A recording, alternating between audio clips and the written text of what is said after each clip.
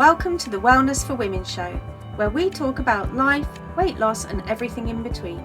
I'm Faye Caseman, founder of the AAA Way Life and Weight Loss Programme, and I'm here to help you put together the pieces of life and weight loss for one last time. This is an episode of the Wellness for Women show, filmed live in the free Facebook group. So, snacking in the evening.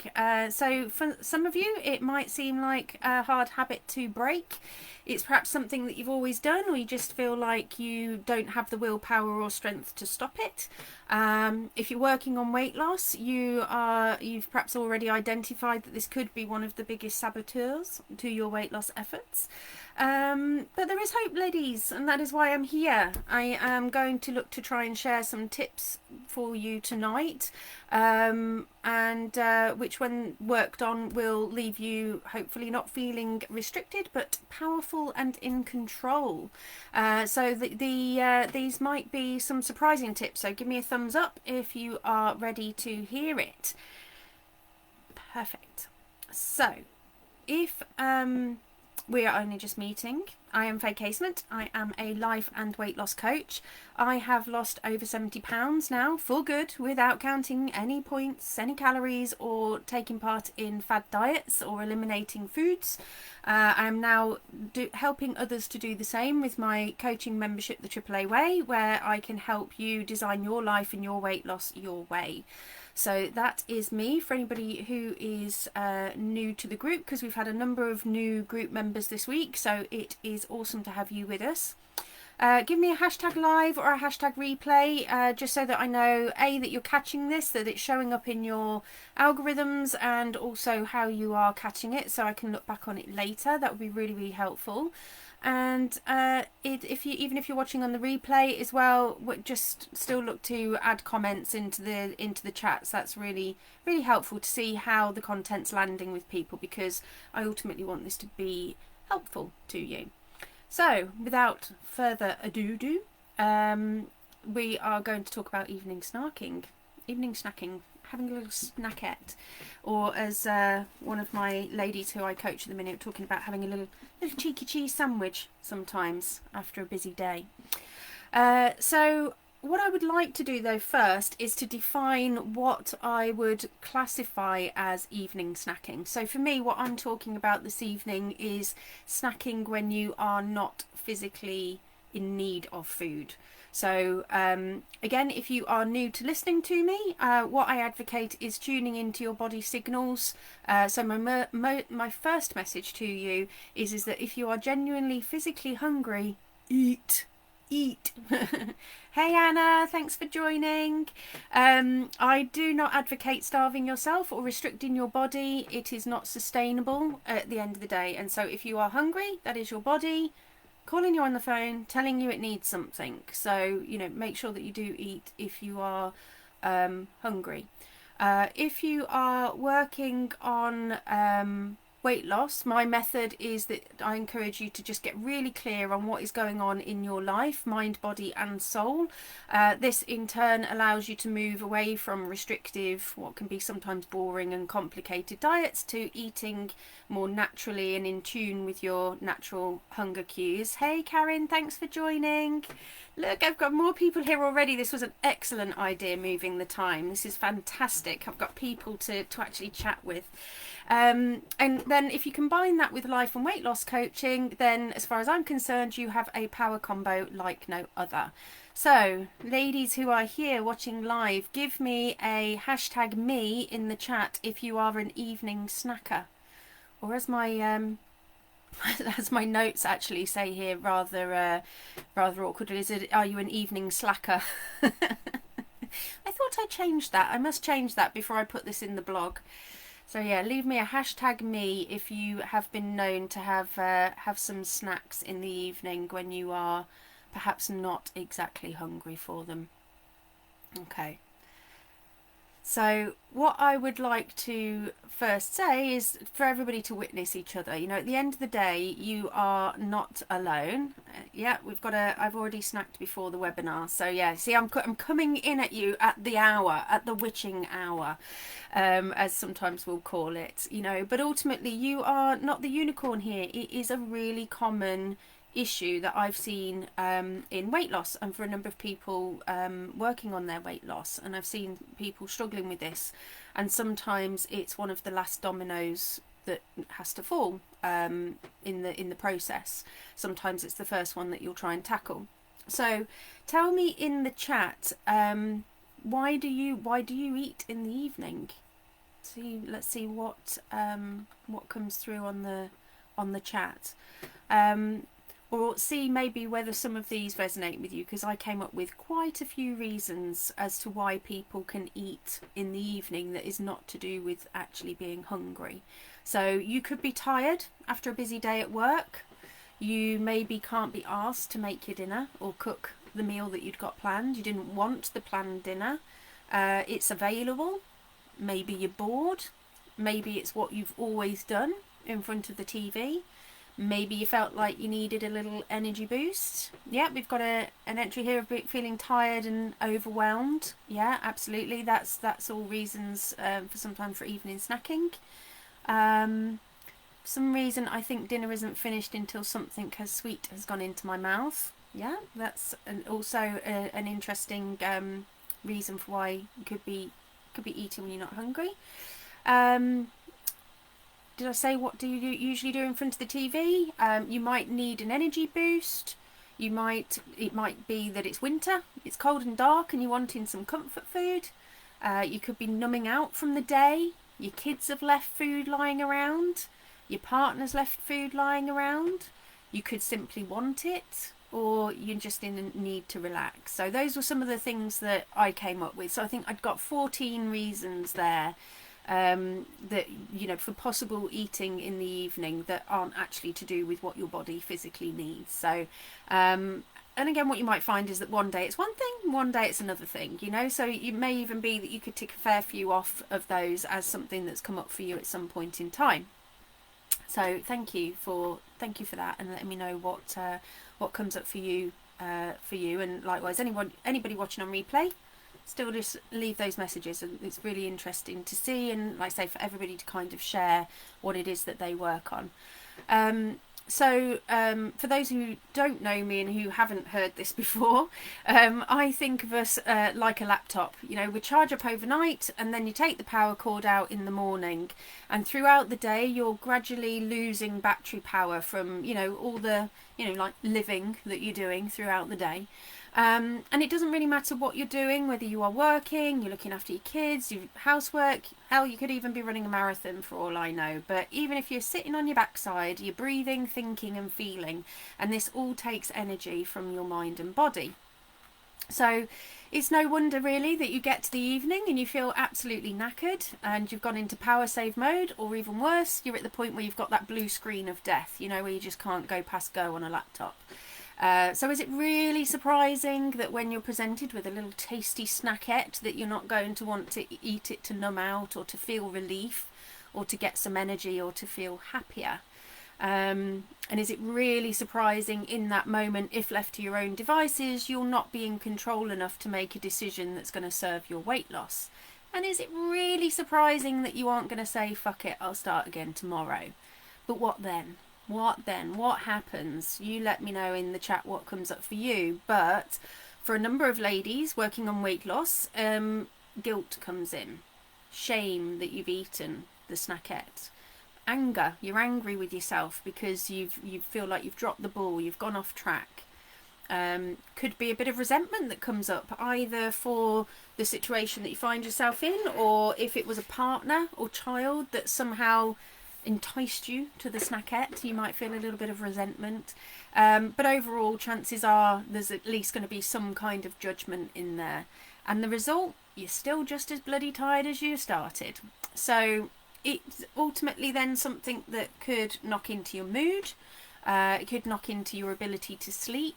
whether that be from digestion or, you know, because of how it impacts your digestion, can impact your sleep quality. You could even get some night sweats. So I tend to find, for example, if I eat a lot of sugar late at night, I don't sleep as well. I get night sweats, if I'm honest. And I think it's just my body, you know, your body's got to process that food as well. So, you know, so I think, you know, we're all probably quite clear on what the problem is. So what's the solution? So let me know in the chat if it's something that you have been working on, what kind of things you've been trying to tackle that problem. I'd be interested to see what you've been trying so far. Okie dokes. So how I would look at it though is getting curiously or compassionately curious is what I wanted to say. You know, ultimately, I do not advocate trying to beat ourselves up or beat ourselves into submission over anything that we do in weight loss. That's not pleasant. It's not kind. And ultimately, if you keep doing things that aren't kind to yourself, you won't stick to it. Yeah, April said she's tried drinking water. You know, and ultimately you don't need to beat yourself up. You know, it's not that you failed. It's not that, you know, you just can't lose weight because that biscuit jumped into your mouth.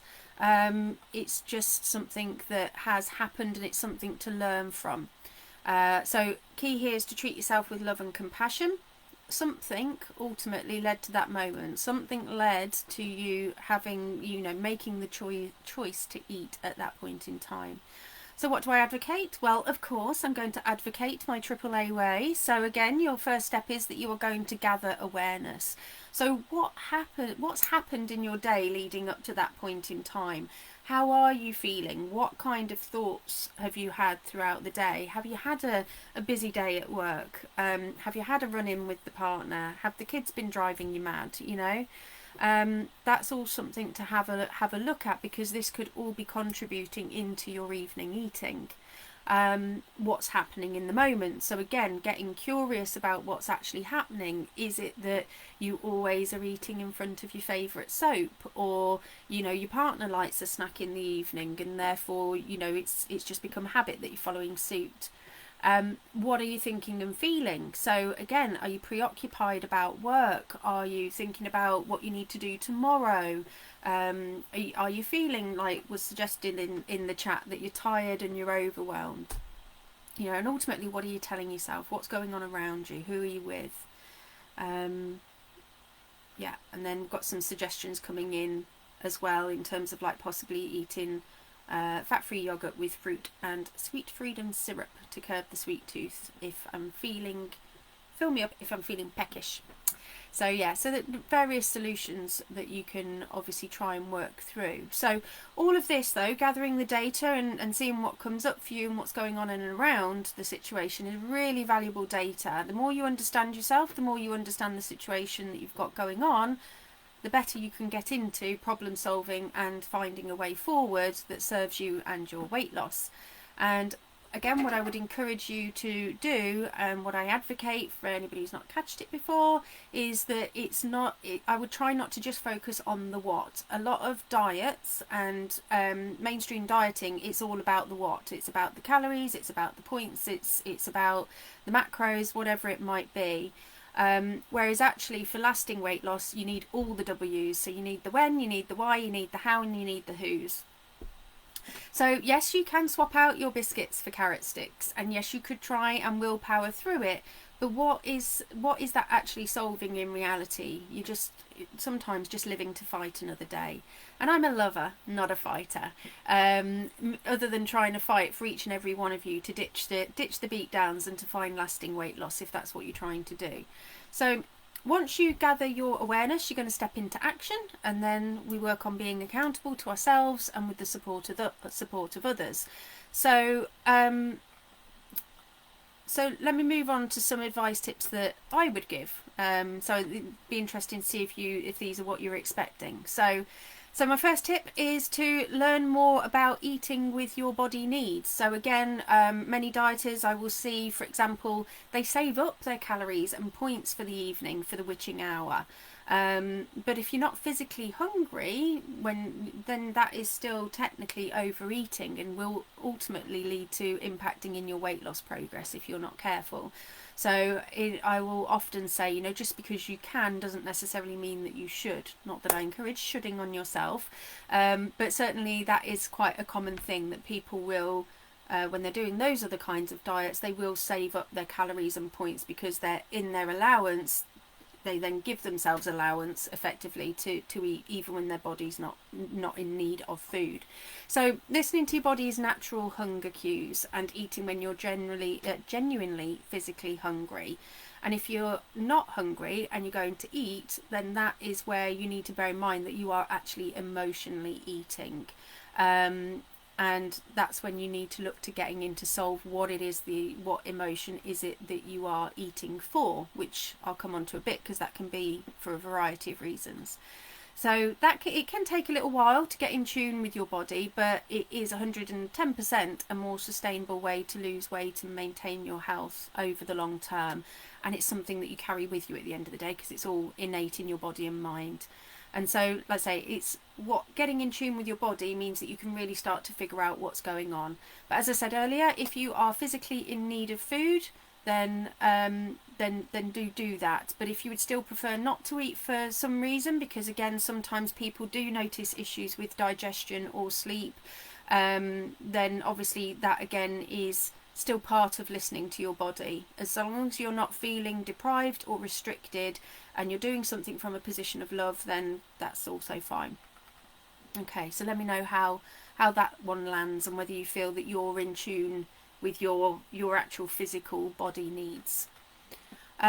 Next tip is to make realistic commitments to yourself. So if you have eaten a pack of biscuits, drank a bottle of wine a night, devoured a family bag of Maltesers, all in front of your favourite Netflix every night or most nights for years, please don't set yourself up to fail by trying to go cold turkey. At the end of the day, you know, habits take time to change, and patience with yourself as well as the process. And so if that is you, then as I say, trying to deny yourself it and just going cold turkey doesn't usually end well. It usually just means that you're likely to crave it even more, and then you've got cravings and urges to deal with as well. So what I would suggest is that you brainstorm small and easy things that you can try and then just level up as you go. So let's, for argument's sake, say that you were somebody who sat down, custard creams are a particular favourite of mine, so I'm going to pick on custard creams. Let's say that when you open that pack of custard creams, before you know it, you've eaten the whole packet. You know, so again, an easy step up from that would be just leave one in the packet, and then you can just work your way through. And you might think at the start that that's not enough, but it is, because at the end of the day, you are better to make slow and steady progress and get there in the end than shit and bust, basically. You can, of course, try and swap out your biscuits for carrots. It won't hurt you, let's face it. But can you sustain it? Can you sustain it without willpower? Does it actually still bring you what you need? But even if you are eating carrots when you're not hungry, not really going to do massive damage, but technically it is still an overeat, and so still look out for the fact that that could still be trying to mask emotional eating of some sort. Next up, I'm going to suggest that you check in on your day. So like I say, what led to you getting to that point in time? So is there something in the day that you could change to give yourself more bandwidth in the evening? So have you got stress at work, relationship issues? Are the kids driving you nuts? You know, so is there something that you can do to work on in those areas of your life so that nighttime eating isn't your solve for those things? Basically, it's better to solve the root of the problem than it is to put a band-aid on it, basically. Next tip, check in with your mind. Ask yourself, what is it that you really need? What am I actually looking for? And this is where sort of the emotional eating side of it comes in. So I don't know whether you'd identify yourself as an emotional eater. That could mean more to you than what it would mean to me, in the sense of that emotional eating is not a bad thing. In actual fact, every piece of food that you put in your mouth, you are eating because of some kind of feeling or emotion. So again, if you caught any of my previous lives, how processes work is that you have a situation occurs, you have a thought, leads to a feeling, leads to an action, which then leads to your results. So to a degree, every action that we do needs to start with a thought and a feeling, whether that be a physical one or a mental one. So technically every session of eating is emotional. It's just about whether it stems from one that served you or not. So ask yourself, like I say, what is it that you need? It could be that you actually need some relief, or you need comfort, or you're looking for love or connection or disconnection, or you're doing it as a reward, because you think you deserve it after a bad day, or maybe you are just physically tired. And that, again, if you can identify what is actually going on. So earlier somebody said that they're overwhelmed and tired, so therefore it's about looking to see, well, what could I use instead other than food to help with the overwhelm, to help with the tiredness. That could just be simply a case of going to bed, or even just recognising, honouring the fact that I'm feeling that way. So feeling the feels, sitting down and feeling the feels can help as well. Okay, next one, know your triggers and patterns. So, do you do the same thing every night, or only if there's certain factors going on? So, like say, is it only if you've had a bad day? Is it only if your partner's having a snack?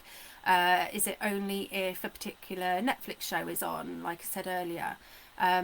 Is there a particular place that it goes down? It's, so some people have eating chairs, or they graze at the fridge, or they pick off the kids' plates, or when your partner eats. So again, getting that awareness of, again, all the W's, not just the what, but where, when, why, how and who.